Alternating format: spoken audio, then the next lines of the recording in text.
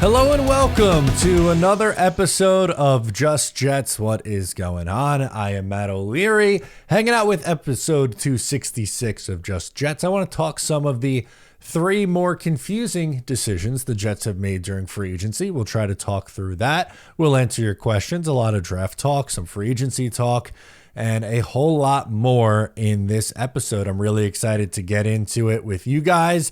But first, before we get into the three most confusing free agent decisions the Jets have made so far, I wanted to talk to you guys about something important. And you might see I'm rocking this gray t-shirt. I'll move the microphone over so you guys can see it. It says, "It's okay to not be okay." And this is in support of Tyson from Let's Talk Jets Radio. You might follow that Jets YouTube channel. If you don't, you definitely should. Every year, Tyson does this fundraiser to raise awareness and to raise money for mental health.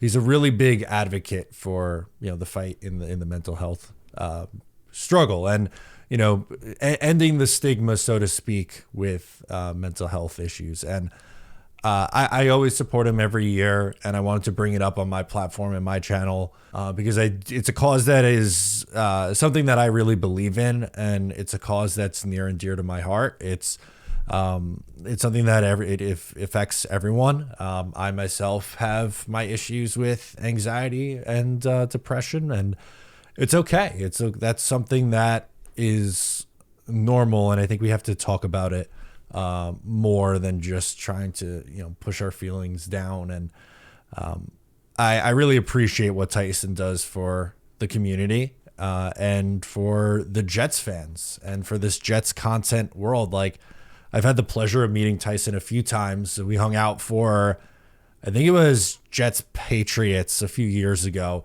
I also met him at a concert. If you know Tyson, he's a big Shinedown fan. I saw Shinedown in Connecticut a couple of years ago and was hanging out with Tyson. He's such a great guy. Really genuinely one of the best people in our Jets community. I love our Jets community, but Tyson's one of the best. So if you have the ability, please support his cause. He's raised over $3,200 already. His goal is $4,000. I'll link his GoFundMe. The two organizations that the money is going to go to is Flanders Field VFW Post 150 and Meduce Deuce. He has all the information on his GoFundMe, and you can follow along with his journey as he's going to be running a half marathon. Excuse me. I apologize. The Jersey City Marathon. It's not a half marathon. It's a full marathon. So the Jersey City Marathon on April 13th. So coming up in a couple weeks. All right, guys, let's hop into today's episode and the three most confusing free agency decisions that the New York Jets have made so far. And I don't want this to be spun into like, I absolutely hate what the Jets are doing. I think that there's no path to success and this and that. That's not what we're doing here. I just, we're a couple weeks into the free agency period. It slowed down, and I wanted to see what it would look like to take a step back, look at free agency, and talk about things that they did that were a little bit confusing or out of the norm of what I thought they were going to be. And I think the number one most confusing move that they made was signing Brandon Stevens to a 3-year, $36 million contract. Now, how the contract is structured is not horrific. It's a low cap hit, $4 million in year one. They can get out of it after year two. So it's really closer to a 2-year deal than it is a 3. But I just thought it was surprising that they would go and sign a guy who's 28 years old, who's coming off a down year, but it doesn't fit the bill of what the other Jets signings have been so far. Justin Fields, 26 years old, upside.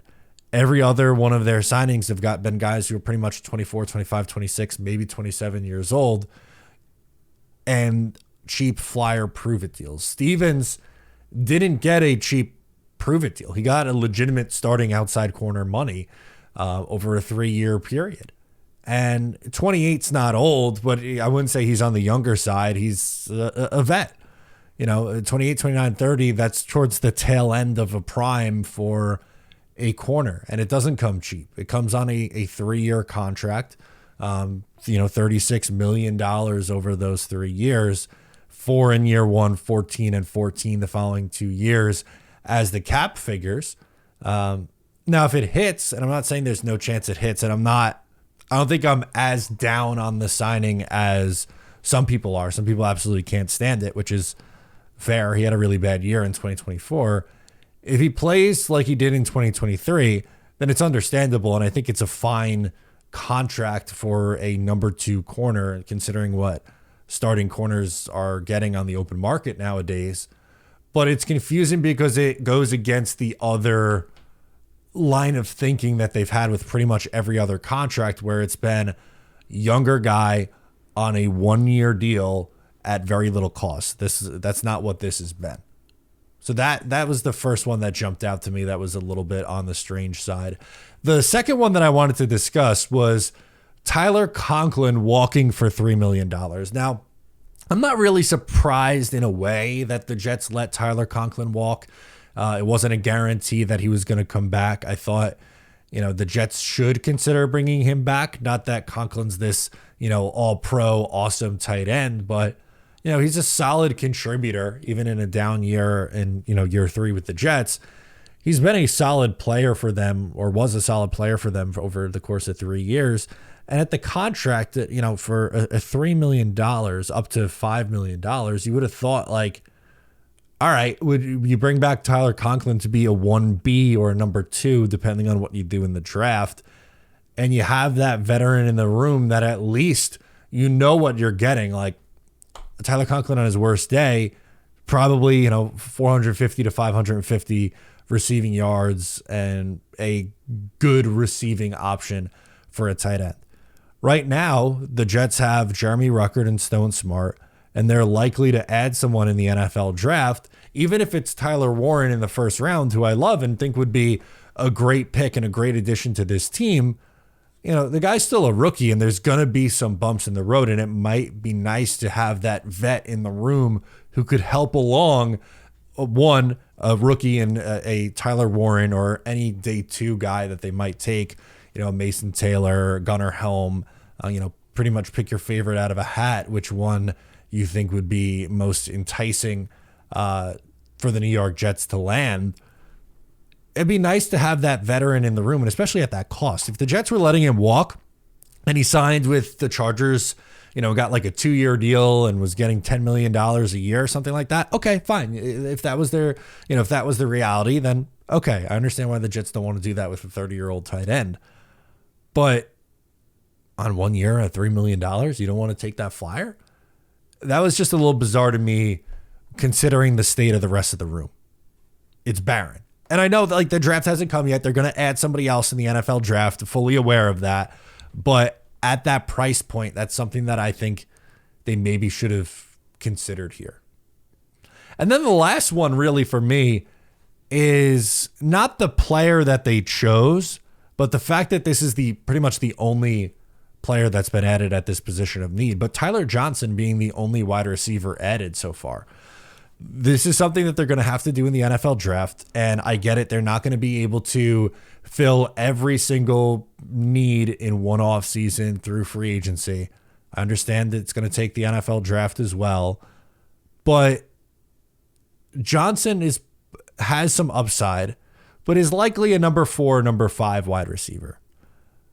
The Jets don't really have anyone in front of him. Tyler Johnson's essentially a 2B right now, because Allen Lazard's technically still here, but we don't know if he's actually going to be here or not. I'm assuming that if Aaron Rodgers goes to Pittsburgh, the Jets are going to have, or Allen Lazard's going to end up going to Pittsburgh somehow, some way, teaming up with Rodgers, whether it's via trade or if he's released. I just would be pretty surprised if on opening day, Allen Lazard is one of the 3 starting receivers that the Jets have. I guess you never know, so we have to, talk about it as a potential opportunity. But let's assume he's not going to be here. Garrett Wilson, Tyler Johnson, and Malachi Corley are your 3 wide receivers going into the draft. I get it. They're going to add probably 1 or 2 guys at the position, but this was it. I'm just surprised that they didn't do anything else. And, there's still some veteran names kicking around. I wasn't a huge fan of the Tyler Lockett idea when he was first released because I didn't necessarily think it fit what the Jets were going to be looking for at the position. But after you see all these names get, swallowed up through free agency and the Jets are coming away with only Tyler Johnson, is there a chance that maybe they do take a look at someone like that or a Keenan Allen? Maybe they do. And I don't know if that's the right play here, but I just am a little bit concerned with that position group, and I don't know how they're going to go about fixing it. So far, those are my 3 confusing moves that they've made so far. I want to hear from you guys. Let me know down below in the comments what you think are some of the more confusing things the Jets have done so far this offseason. And without further ado, let's get into your voicemails on the show. We're going to get started with our guy Joe from Tom's River. He wants to talk offensive line in the NFL draft. What's up, Matt? How you doing? Joe from Tom's River calling in here. And my question surrounds the offensive linemen in the draft. Now, I don't know. I may just be uneducated and not know too much about this draft, but I feel like every year there's a top name that, big name guy, well-known throughout the whole draft process. This year it's Will Campbell, who I'm personally very high on. There's that guy, and then there's a few guys that throughout the offseason and draft process, they sort of sneak through the cracks, and, I almost feel like people try and get cute and, just go with someone who's not the big name. And in this case, I'm referring to Armand Membu. I'm just hoping you could educate me a little bit on why, more often than not, I'm seeing Membu get mocked over Will Campbell, who I think is a for sure Joe Alt level stud. Like, can't go wrong, can't miss. I think he'd fit perfectly with us at 7. I just don't understand why sometimes these other guys just rise through the cracks and they take that spotlight against who I think would be the better player. So if you had any points, any case to make for Membu, now would be the time. Appreciate you, Matt. So thank you so much for the call. I don't know if this is going to sell you on Membu, but I'm going to try to do my best to explain why Will Campbell might not be the play for the Jets. So at least with Membu, the Jets are looking for a right tackle. They have their left tackle in Olu Fashanu figured out. Will Campbell played left tackle at LSU, where Armand Membu played right tackle at Missouri. Membu's athleticism is off the charts. You could say Will Campbell is also a very athletic offensive lineman as well. I don't want to take that away from him. The thing that is going to rub some people, not all, but some people the wrong way about Will Campbell is he doesn't have the arm length that most tackles do. And there's certain factors in measurements when looking at these guys where if they don't reach a certain threshold, it's very, very rare to see that guy work at the next level. Some people view Will Campbell as a guard, a great guard, mind you, but a guard. Similar to when Elijah Vera Tucker was coming out in the NFL draft. He played his final year at USC at left tackle, but many were assuming that he was going to have to move inside and play guard. He's played all over the offensive line for the Jets. He's played, left tackle, right tackle, guard, both guard spots. But the assumption was that he was going to be a guard at the next level. Some people view Will Campbell in that same light. That it's not that he's not a talented football player, because he is. I just think you find that some people and some teams may view him as a guard at the next level. So why Membu, I think, is catching a lot of steam right now for the Jets in particular is, one, and this is definitely a bias, but coming off of the combine performance, I think his name is going to be mentioned a lot more. But number two is because he plays the position the Jets are going to be looking for in right tackle, and we don't know if Campbell can move over from the left to the right side. Probably could, but he hasn't done it yet at the collegiate level at least. So hopefully that answers your question. Again, I don't know if that's going to sell you on Membu over Will Campbell, but I think that's the best way that I can explain it right now. Dove from Israel is up next. Hey, Matt. It's Joe from Israel. It's been a while. I have been listening to your shows, just not calling in. Quick question about Deion Sanders. I know you're not the biggest fan. You don't like the team. Personally, I think he's going to be more of like a Dak Prescott kind of guy. Whether or not you think Dak is good, that's a different question. But I think he does have some sort of athleticism and a solid arm. I wouldn't compare him to Jimmy Garoppolo, which I've heard a lot of No. analysts compare him to. I think he's got more use than that. Anyway, my question is, if he slides to the second round, which is very possible, we're seeing it happen. We saw it happen with Will Levis, and it could be a very similar situation if teams on the back half of the first round pass up on him, or the mid half rather. Would you take a swing at him in the second round? Thanks so much. Yeah, thank you for the call. So he's talking Shador Sanders. His call went a little dark there in the beginning, or it was hard to hear. He's talking about Shador Sanders, and he thinks he sees some Dak Prescott, and there's some comps to Jimmy G, which I don't think is particularly fair. I know that Shador isn't really a quarterback who uses his legs a bunch, but the Jimmy G comp is one that I don't really see. I don't know. I don't really think Dak is a great one either. I don't. Who would be maybe like a more Jared Goff? Like I think he has to be in a good accuracy, but doesn't move great. Takes too many sacks at times. There's a difference between taking Shador 7th and taking him at 42. I think there's some things you could like about Shador Sanders' game. There's some things I worry about with him as well. I mentioned the taking too many sacks. I just worry about him and Dion in the New York market and what that could be. I think the Giants are taking him 3rd overall, honestly. I really, really do. There's been so much smoke. Like months and months ago, that was the worst kept secret, was that the Giants loved Shador Sanders. And then Shador was kind of like, maybe he's falling more but won't end up being a top 10 pick. And I think we've kind of come back around on it.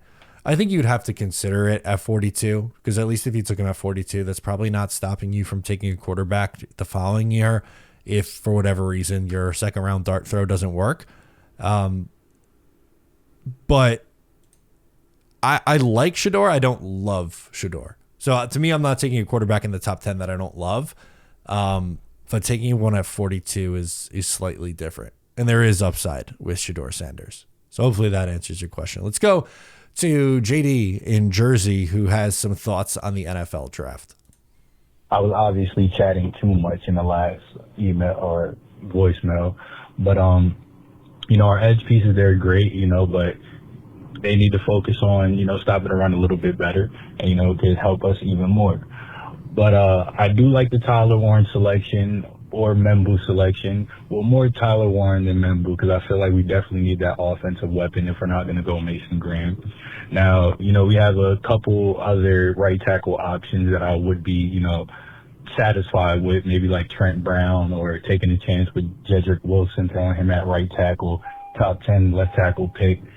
He's been hurt a little bit, but I feel like, with that new offensive line coach, some grooming, and how the great O-line room that we, just know we have, it's a great group of guys out there. Maybe George come in just like Mekhi Becton went over to the Eagles and play right guard, switch over to the side of the ball, might help rejuvenate his career. Maybe.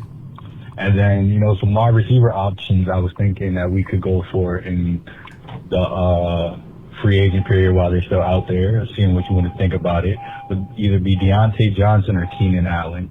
Keenan Allen, he's always going to, a reliable piece right there. He's not going to need, 10 targets a game like Devontae.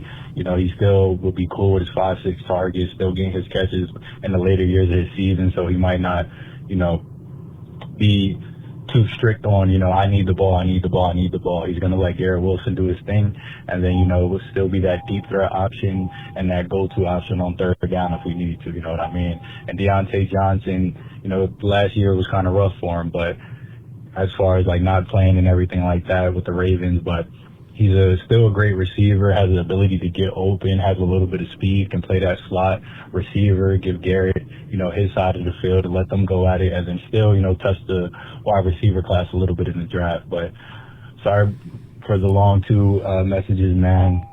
Appreciate you hearing me out. Go Jets. Keep doing your thing, man. Appreciate the show. Bye-bye. All right. Thank you so much for the call. You had two that got cut off, but I just figured we play the last one here. On Jedrick Wills, that's Ryan from Jets Talk 24/7's dude. Bringing him in at right tackle. The injuries really concern me. He has played 13 games over the last 2 seasons. Not very effective at all. Maybe right tackle would do him better. It would be a low cost flyer kind of deal, not a guarantee that he starts. I don't hate it, but I don't look at Jedrick Wills and go, that's it. That's the answer. He's going to be awesome. I think if you sign him, you still probably have to draft somebody as well on this offensive line with one of your earlier picks. I would say top 4 rounds. I wouldn't touch Deontay Johnson. Keenan Allen is an interesting one. Like, can you get him in on a 1-year deal? Can he catch, 60 passes for you this year? Something like that. They don't have someone who, has proven NFL numbers right now. And like, I'm not asking him to be, 108 catches, 1,200 yards like he was in his prime. But can he catch, 60 passes for 700 yards? Just be a capable receiving option. That might be a move. He's gonna be 33 soon, so I don't love the age on it, but it's pretty thin right now in the wide receiver market. So I think you at least have to think about it. Jake from Jersey is up next. He wants to talk about the pick at pick number 7. Hey, what's up, Matt? Jake from Jersey. Don't think I called in this week yet. I usually call on Thursday, so I always forget. But anyway, it's Monday today. I'm just thinking about the draft, and to me, I see the argument for a right tackle in the first round, but honestly, if you look at the offensive line, I feel like we have 4 out of the 5 spots solidified. You got 4/5 of that room situated. And, even the backup depth is okay, I feel like, on the interior, and, no one has, 4 starting caliber tackles on the team, So, if there was an injury, people can say, oh, you're, 1 injury away from Max Mitchell at left tackle. But in all honesty, I feel like with 4/5 of that line figured out, I think Tyler Warren, tight end, is the way to go in the draft at 7. Look how heavily Sam Laporta was used in Detroit. And then also look at how heavily targeted tight ends are when Justin Fields is the quarterback. And then on top of that, we have 0 of the 2, you can just say 2 right now, 0 of the 2 tight end spots figured out. You could say Ruckert, possible resurrection year, pretty good blocker, but still, we need way more out of that position. I feel like you need a stud at number 7 there for tight end. To get something in that room. And then also, who are we throwing the ball to besides Garrett Wilson right now? Need another great target. I'm not saying that right tackle is the wrong decision, but I think that tight end is the more correct decision. Let me know what you think on that. And I know there's other routes, but I think if you grab the round 2 or round 3 right tackle, that would be, I think, best bet, and then get your stud tight end. I know there's other tight ends in the draft that are good, but Tyler Warren just seems so built for it. I don't know. He just seems like such a stud compared to everyone else in the draft at that position. But, yeah, let me know what you think, man. I think you're pretty much in the same boat, I'd imagine, but Yep. We'll see what happens. And hopefully, what do you think they're going to do for wide receiver in free agency? I feel like it's going to be Stephon Diggs or Lockett. That would be great. Diggs would be a nice addition, I think, honestly. If he could stay healthy for the year, get a solid 700-800 yards out of him, that would be great. But, yeah, man, just want to hear your thoughts. Go Jets. Yeah, I don't know what they're going to do with wide receiver. I would prefer Allen over Diggs. I know Diggs is a touch younger, right? But coming off that injury is not something that I really want to touch, and I don't love his personality, honestly. I don't know if that's what the kind of veteran that I'd be looking to bring in here. I would prefer Warren over Membu. Also, like you were saying, I don't think taking Membu would be a wrong pick, and I would get there. I would understand it. On draft night, I'd go, okay, yeah, that makes sense. I get it. I really get it. I understand why they did that. Warren would be a help in both the run game and the passing attack. He'd immediately be likely the number 2 or number 3 option as a receiver. It would be Garrett, and then either Brees or Warren. And then let's say it's Warren 2, then Brees 3. It makes your life a little bit easier. And Justin Fields loves working with the tight ends. He did it in college. He did it in Chicago. He did it in Pittsburgh. And I'm going to imagine he's going to do it here. And I think Warren provides you the highest floor. I think he comes in and is really, really damn good football player right away.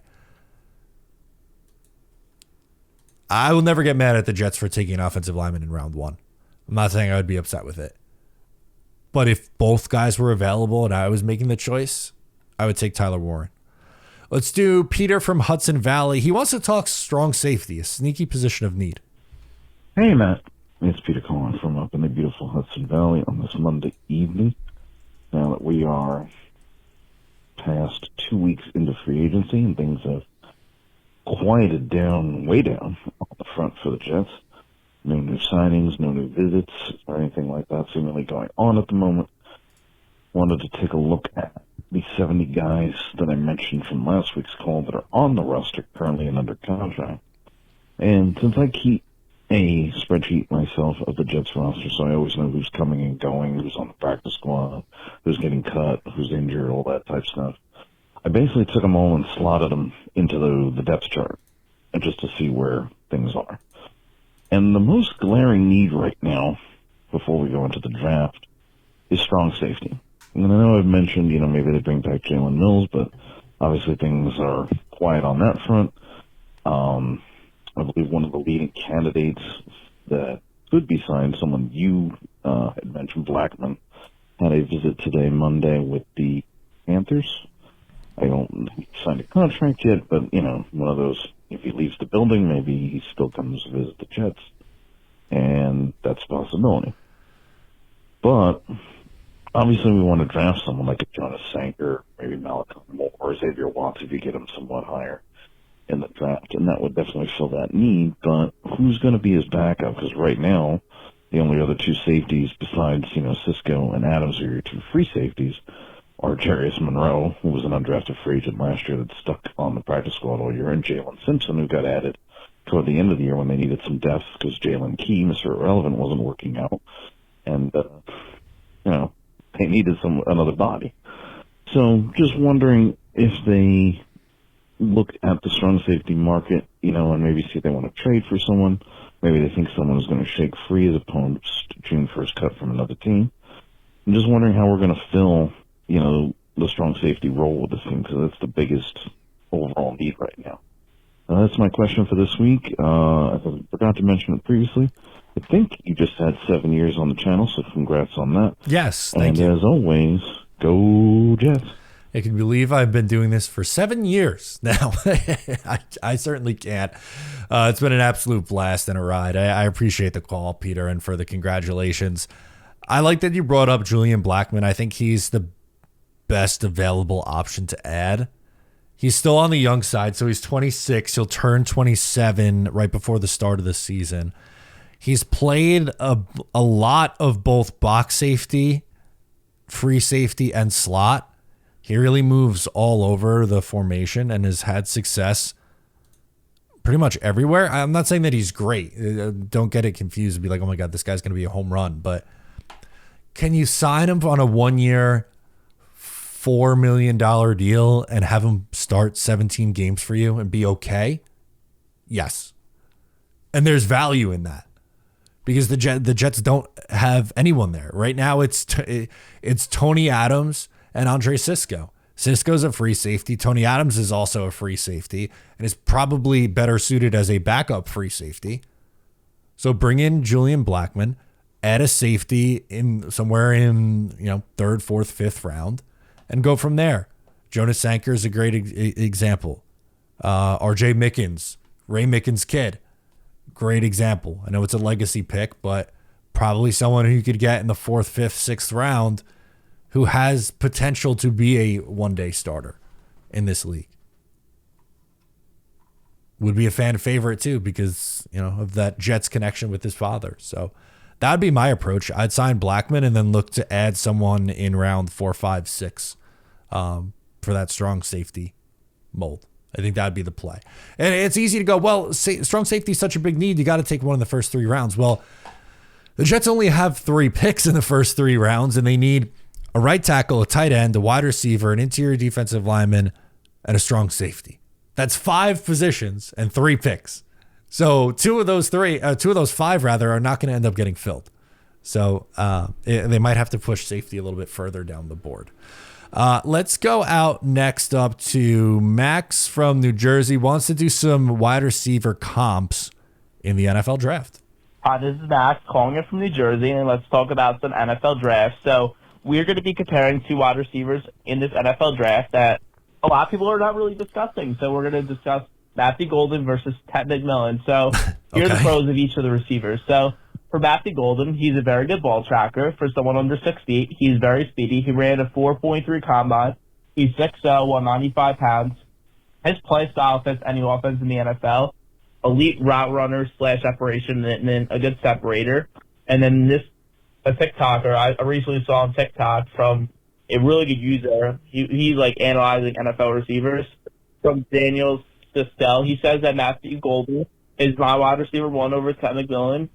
Like, he can be better than Ted McMillan. And then let's talk also about Ted McMillan. So Ted McMillan is a speedster. He's 6'5", 212 pounds, good contested catcher. He's a very good slot receiver, great yards after catch receiver, and he has a really outstanding catch radius. And I feel like, Ted McMillan can really fit this offense. Personally, if I were the Jets, I feel like Matthew Golden could be better fit, but I would not mind if Ted McMillan was the pick at number 7. I know Ted McMillan's your number 1 preference. I feel like he's a really good wide receiver. Like he's someone who's 6'5". I feel like that could be a positive, but also Matthew Golden could be a really good wide receiver. I feel like both receivers can be really good in this league. I feel like Matthew Golden, the Jets really do not have a speedster at wide receiver. I feel like Matthew Golden can be that fit. What's your thoughts on this thing, though, Jack? So I definitely like Ted McMillan more for what the Jets need at receiver as a bigger outside red zone contested catch guy, as you were saying. Golden's probably going to go in the first round also. Later, I would say, in I don't know, he can go anywhere between 15 and 28 would be my thought for a guy like Golden. Complete opposite. Just a burner, puts his head down and goes.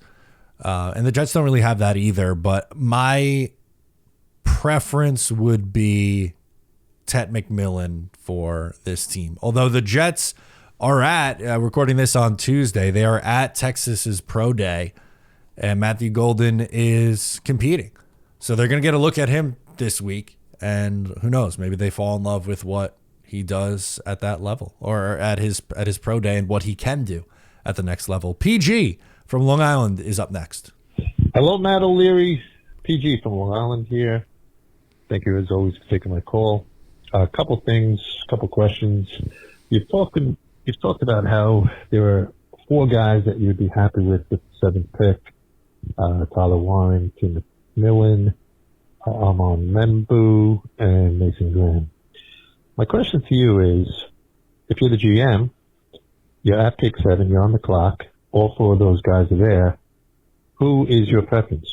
Who do you pick as the GM with all those 4 guys available at number 7?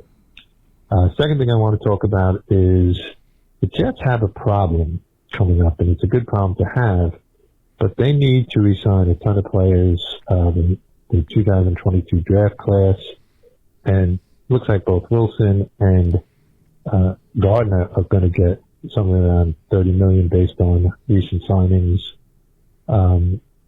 They have to re-sign ABT, and you can't really re-sign everybody. And the fact that they recently signed Sherwood for the $15 million a year as linebacker. Chances are they're not going to be able to sign Quincy Williams to anything close to that. And, he's going to be 29 at the start of the season. And maybe the thing to do would be to trade him now, get something back for him. Again, he's 29. They can't re-sign everybody, so instead of having him play this year and then letting him walk in free agency, maybe the thing to do would be to trade him now. He's a great player. Hate to see it. He is 29. Probably not going to re-sign him. So I guess my question is that, do you think, a possibility? And is that something that the Jets should consider as being a smart move? Anyway, let me know your thoughts on that. And of course, your first pick. And as always, Matt O'Leary, go Jets. Good call, PG. I'm going to work my way backwards with this. I'll start with Quincy Williams and then get into my pick because I'm still going between the four guys in my head. Right now, that's a tough call for me.